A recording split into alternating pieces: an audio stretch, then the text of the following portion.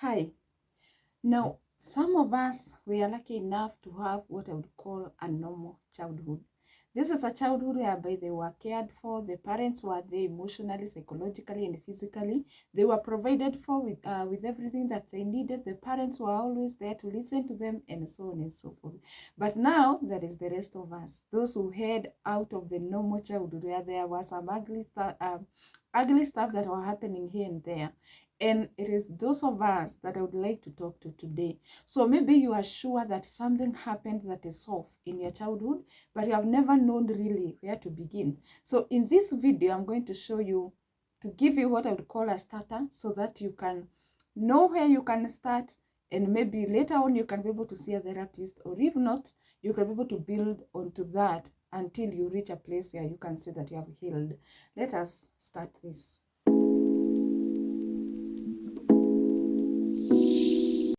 First things first, you need to know what is this that in your childhood was out of the normal. That is the starting point. And now, to expound more on this, I would like to introduce to you what we call the childhood emotional wounds. We often leave the word emotional, but it is supposed to be there because these are not physical wounds that we are talking about.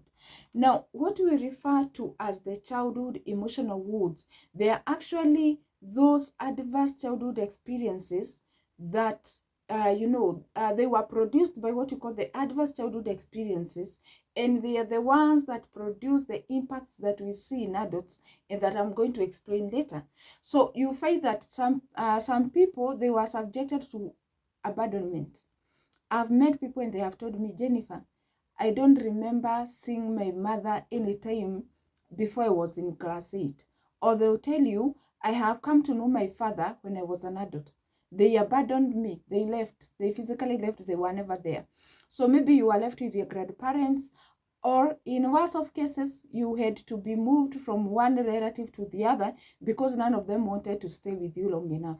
So you would go to this one, they stay with you for a short time, and then they return you to your grandmother's place, and then this and other one takes you, and so on and so forth. Some very disturbing experiences for a child. So some were abandoned. Now there are others who went through humiliation. And this is something that many parents did and still do in ignorance, whereby you shame the parent and you tell a child, shame on you for doing this. How can you do this and, Fulani doesn't do it? How can you be at your age, you're doing this and the other? And instead of pointing out what is wrong in what the child has done, you are actually shaming them. People who went through humiliation, they harbor childhood emotional wounds that I'm going to explain after I'm done with this type of wounds. Now, others went through injustice. They were abused. Sexual abuse, yes, I found it to be very common. Actually, this is something that has really bothered me to an extent, because I've come to know that many women, specifically, they tell me that when they were children, they were sexually abused, they were raped by an uncle, a cousin, often a person who is close to them, but they have never opened this to anyone. So most people went through sexual abuse. Now others went through physical abuse. Now here we have to be clear. Most of us, we were thoroughly beaten. If you are not beaten by your parents, I don't know, you must have been lucky or so. Like for me, I remember my mother, she was something else. My mother was this no-nonsense disciplinarian. I wouldn't really say that she was to the extreme, but of course, if you rubbed her the wrong way, you would have to taste, you would have to taste her cane, her hands. Once she used to like using her hands, and it was something else. It used to be very painful. So some went through extreme physical abuse. You know, the one that we say, unachapwa, as if, the parent wants to kill you. It is like the goal is to kill you or to leave you paralyzed or something of the kind. So there are some who went through that. So that physical abuse, others, they were physically abused by maybe some other people that were bringing them up. I found people who were brought up by certain relatives who didn't want them in the first place, and they subjected them to physical abuse, where you have not even done something, but you are blamed, you are accused, and you're actually beaten for it. And also we have emotional abuse. And we have also so physical, sexual, emotional, and verbal abuse, whereby you are insulted and all that. So humiliation. People who went through humiliation, they usually have certain challenges, again, some of which I shall mention later. Now, we have others who actually betrayed. There is something that your parents did and you really felt betrayed. Some had to deal with finding their parents cheating, catching their parents cheating. I've come across women and men who tell me that. Some also had to deal with, in some of the saddest cases actually, some had to deal with one parent not just cheating, but bringing an illness to this other parent, and this other parent succumbs to it. And I'm talking about a severe illness like HIV. So some of the people who went through betrayal, it usually amounts to an emotional wound that can bother a person for the rest of their life. Now, the other one is rejection. I have found many people who are also rejected. And in one of what I would call a very sad situation is whereby you actually rejected by your mother. You know, that one person usually say, we know they will always love us, or we think they will always love us, they will always be there for us, they will always, they will fight for us, they will try all they can to protect us from the world, and so on and so forth. But we forget that not all mothers are the same. Some don't have that capacity. Just because you give birth, it doesn't automatically translate into a loving mother, a caring mother. So some people had to deal with mothers who are even narcissistic. I've met people whose mothers were narcissistic and they were taken through, and they are still being taken through something that I cannot even imagine myself. I cannot, knowing how my mother is, and I thank God she is among the normal mothers, if I may call them that way. I find it even hard myself to understand how some mothers can be so mean. But yes, it happens. If you had an narcissistic mother, you can expect anything else apart from their love and, unconditional care and all that. So those are some of the wounds that some people went through in their childhood. Now that you have an idea, what are these things that you are likely to experience as an adult, and they open your eyes to the fact that there could be something wrong with me actually. So some of the things that I found to be very common is trust issues, whereby you are unable to trust other people. If your own mother could hurt you, if your own mother could abandon you, you feel okay, no one else can be trusted anyway. In other cases, anger issues, I found people to struggle. Allow me to adjust this. Yes, I found some people struggling with anger issues, and it is because, again, maybe some of the things that were done to them in their childhood, they have never been able to really overcome. Forgive those who perpetuated the acts. And so they live in a lot of anger. Fear of being left, again, because of feeling that if my own parents could leave me, how much worse is other people. Other issues that people have is low self-worth, whereby they don't feel like they are worth so much. And again, it is because if my own parents could do certain mean things to me, then I must be a miserable creature. Lazima, I'm not worth that much, if I may put it that way. And others struggle with the self-confidence. Again, they are not able to see anything good in them. And this is usually those people who went through humiliation. If you are always being put to shame, if you are always made to feel like you're inhuman, like you're not a human being, if you really made a mistake somewhere, you may have low self-confidence, but you feel like there is nothing you do in the right way. So other people, they suffer low self-esteem. Most of the people who suffer low self-esteem as adults, it is because of the things that they were, told, or the way they were treated by their parents. For instance, children who would be insulted, verbally abused by their parents, they can develop low self-esteem. They start feeling that, they still carry the message, they still carry the tag, the label that they were given by their parents, and they bring it to their childhood in the form of low self-esteem. So those are some of the issues that you may observe, or you may have felt, and you now know there must be something amiss about me. Now, the other thing that you're supposed to ask yourself, now that you know, where do you begin? You know, I've made a conscious intention not to be assuming that everyone knows where to begin these things. I will not assume anymore. Like, I've come across many people, enough people who tell me, or who I find that they have no idea where to start. They had a very vague idea that they had a problem, but they don't even know where to start. So they come and tell me, Jennifer, I'm not sure what I have is a problem, but I don't know, just tell me something. And so, to avoid that, and to try and remove you from that space of confusion, I'm going to take you through step by step of what you can do to kickstart your healing journey. And this is something that I'm so passionate about doing, because I saw it transform my, my own life, my own marriage, and now I am happier, and I thank God, because I'm no longer suffering from the wounds that I had and their impacts. Now, before we continue, allow me to request you, if you have not subscribed to my YouTube channel, kindly do. Kindly do. It won't even take you a second. Happen here down. Kindly subscribe. I will really appreciate. I love your support. I appreciate it.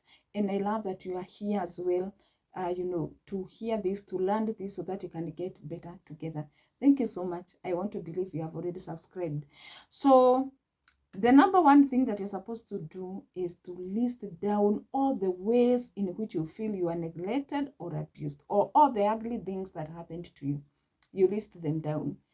Now, I have to give a disclaimer here. I have to give a trigger warning, actually, that this exercise can actually trigger certain very emotive moments in you, strong emotions, and it is because you will be reliving what was done to you, of course, which is not a good thing to re-experience.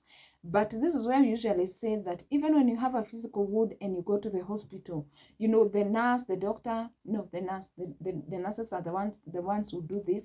They are going to undress you, and then it's going to be cleaned, and then it is going to be dressed again, so that you can finally get better. You can finally heal. So in the same way, this will be like undressing. You'll be removing the layers. And let us make things clear. Those layers may have created a false impression that you have healed, but you had not. So don't even try to say it would rather remain the way it was. No, it will be too much of a pain. It will be too much of a, of a problem to you. It could be the reason why you have never truly been happy. So this is something that I want you to be bold enough to do. I want you to do it like your life depends on it, because it does. Because most likely, many things have been going wrong in your life. So list down all the ways in which you were abused. What are some of the things that you are being told by your parents, by your step-parents? What are some of the things that this person or the other took you through? What is the nature of the abuse that you went through? I know. What is the nature of, what is the nature of the mean treatment that you received from whoever it was? And in the case of rape, reliving the experience can be very painful. But again, it is the price you have to pay for your healing. And this is where I actually say that if you can, and this is actually what is recommended, if you could do this, the undressing with a therapist, the better. But then, I'm not blind to the fact that some people may never come across a therapist anywhere. So does it mean that they will live to suffer? No. So you can actually encourage yourself to do this, pat yourself on the back and tell yourself that you can do this, and then go for it. So list down all the ways in which you are treated badly, and then there'll be the tears, the strong emotions. Don't try to don't try to suppress them. Cry, shed all those tears, feel all those terrible feelings. And by the time you're done with it, in fact, let me tell you, I would advise that you do it when you're in a place where you're private. You are alone, Are you alone? You do that alone because you don't want to be in a place where someone is going to interrupt the process. And this is something that, again, that is very intentional that you have to do. So if you can be alone, the better. Later on, you can share it with a close friend, a person who will understand you, so that they can show you empathy. It is important. So once you have done it on your own, you can then share what you have written with another person, because you also need to be validated and to know that you're not being crazy or something, or hypersensitive and so on. So you can share it with a person who cares, a person who has your best interest at heart. You can share them with it later. And again, if you get overwhelmed by the process, don't shy away from seeking the help of a therapist. We are there.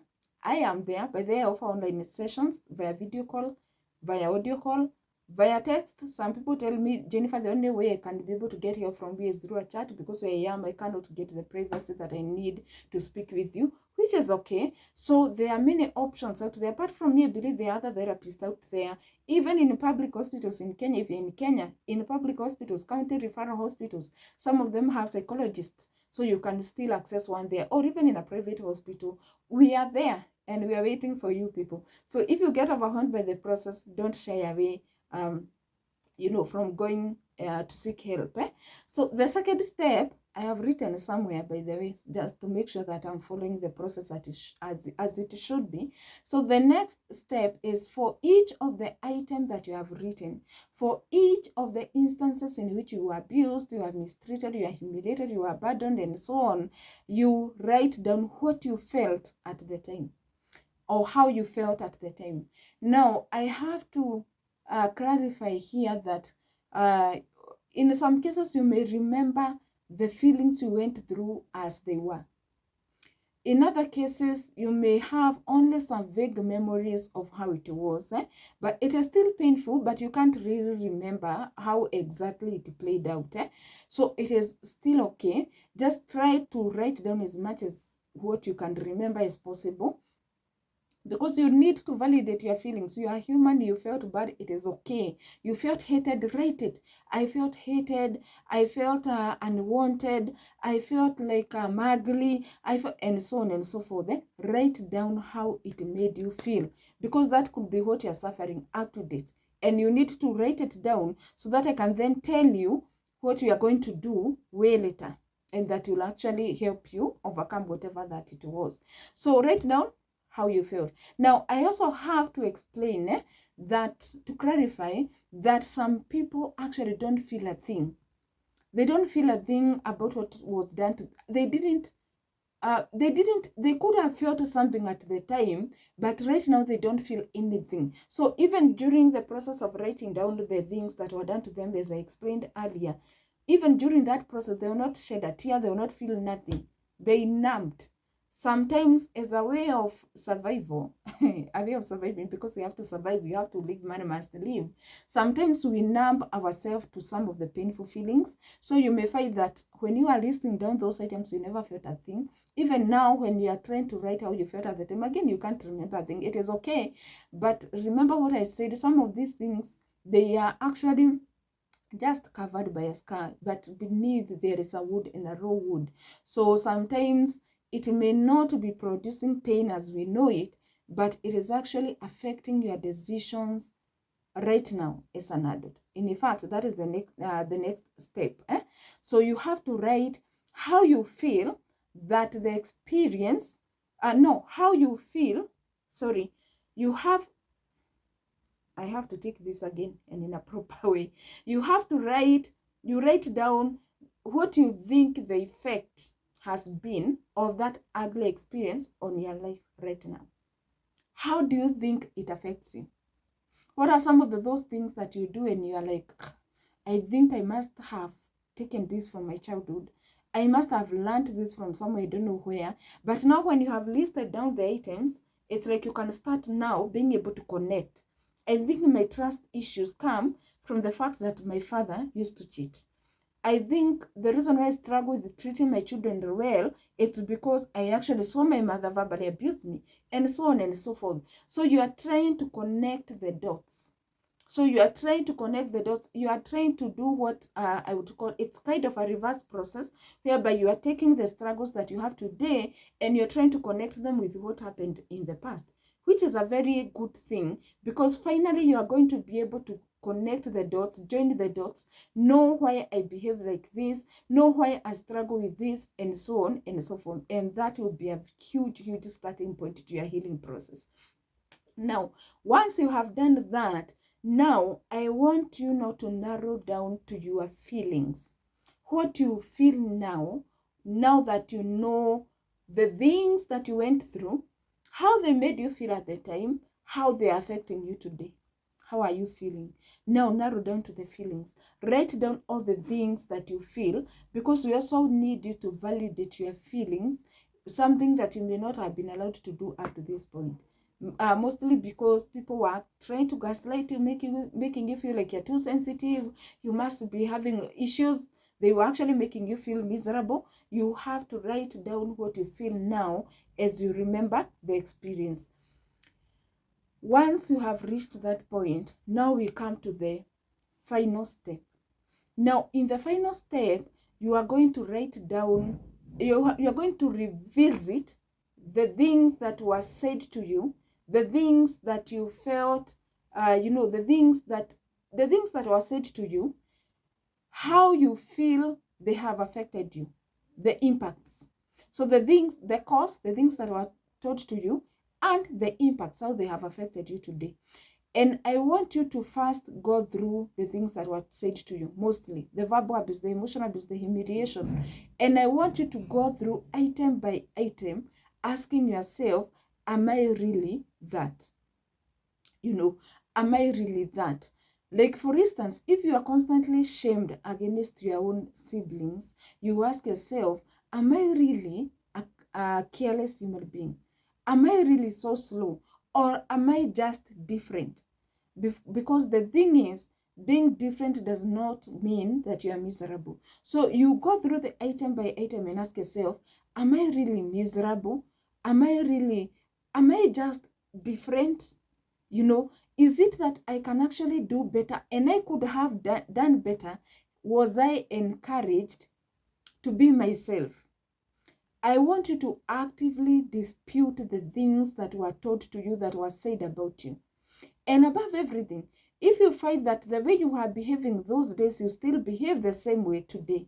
Like, for instance, you are told you are careless until you internalize that you are careless and there is nothing you can do in a careful manner. If you find that you still have that challenge today, I want you to just take a deep breath,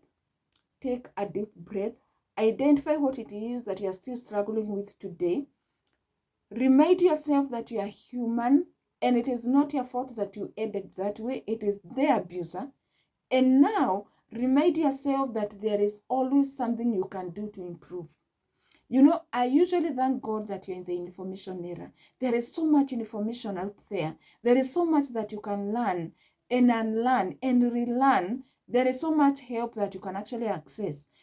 For instance, by the way, if you are here and you'd want a book that will help you in overcoming some of these challenges, a book on how your childhood affected you, I have a book that I'm going through by Beverly Angels called Healing Your Emotional Self, and I want you to inbox me and I'm going to share it with you, because you need not suffer. You need not continue suffering because of the things that were said to you, the things that were done to you. You can always undo the mess. You can always undo the damage.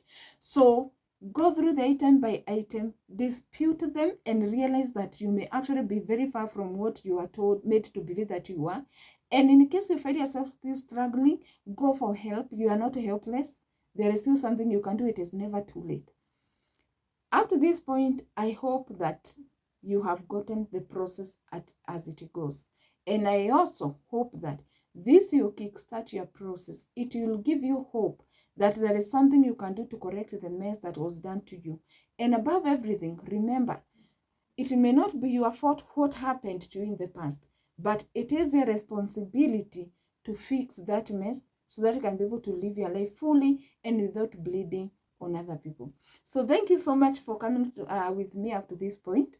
I appreciate you. I love you. And I would like, if you do want me to walk with you the journey, what I've done is like a summarization, but we usually do this session by session. If you would want me to walk with you the journey, my number is passing here below the screen, and I would want to do it. I love doing it because it is what helped me. It saved my life. It is because I healed from my father wounds. That is why I'm here talking to you. So I would love to do it with you. And once again, if you have not subscribed to my channel, kindly, Jameni, what are you waiting for? Kindly subscribe and also hit the like button if you liked what I shared, and let us continue learning. So see you in the next video, and may God bless you.